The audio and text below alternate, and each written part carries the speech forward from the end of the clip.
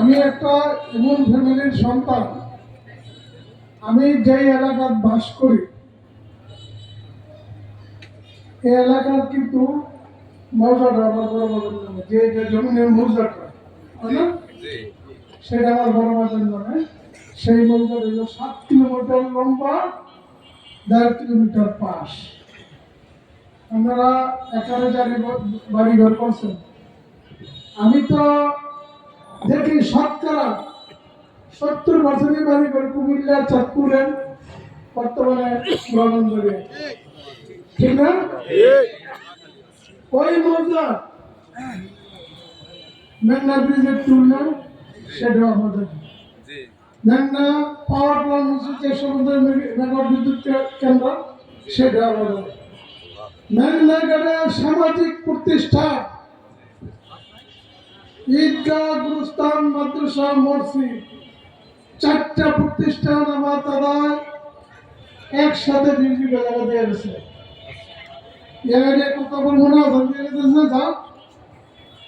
আল্লাহ যদি বাসায়, যদি আপনাদের বোর্ডে, আপনাদের দোয়ায়, মা বোনদের বোর্ডে, মা বোনদের দোয়ায় আমি সোনারগাঁও সিদ্দিকগঞ্জ থেকে এমপি হইতে পারি, মাদক, সন্ত্রাস, চাঁদাবাজ, ভূমিদস্যু কোন রেহাই পাবে না।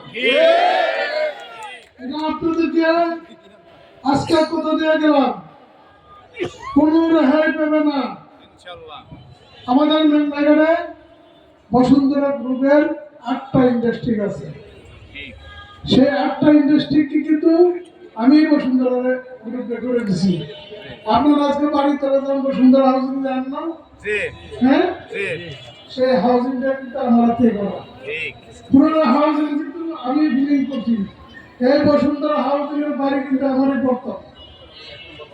এখানে যারা বাড়ি ঘর করছে সাবেক কুমিল্লা জেলা বলতে সান্ডিনা, ব্রাহ্মণবাড়িয়া, কুমিল্লা, মোটামুটি থানা, মোটামুটি কিন্তু অনেকে আমার চিনে, আমি তাদেরকে চিনি। আপনাকেও কিন্তু আমি নাম বলবো না, দেখো এই এলাকার স্থানীয় বাড়ি, দয়া করে আমার কিন্তু ভুল বুঝবেন না। এই এলাকা যারা এমপি হয়েছে, এই এলাকার যারা স্থানীয় লোক, বিএনপি নেতা কর্মী ছিল, তাদের কিন্তু অত্যাচার নির্যাতন করছে না? আমার ভাই গাজী ইসমাইল ভাই, আরো অনেক লোক। আর আপনারা তো দূরত্বে নাইছে, আপনারা কতটুকু অত্যাচার করছে এটা কিন্তু আমরা জানি, কিন্তু মুখ ফুটে বলতে পারেননি।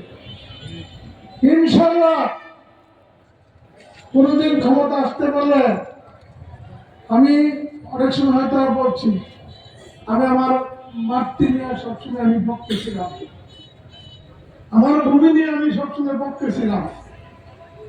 সিদ্দিকগঞ্জ আমরা নারায়ণগঞ্জ সদরের লাগে দিয়েছিল, এটা কিন্তু আপনারা শ্রেণী হককে আমাদের কাছ থেকে অনেক সম্মানের জায়গা দিয়েছিল। যাই যে কোনো লোকে এখানে অনেক কিছু করে আমাদের সাথে দিছে। আমি সিদ্দিকগঞ্জবাসীকে আমার অন্তর থেকে গ্রহণ করে নিছি। আপনারা আবার বলুন, যত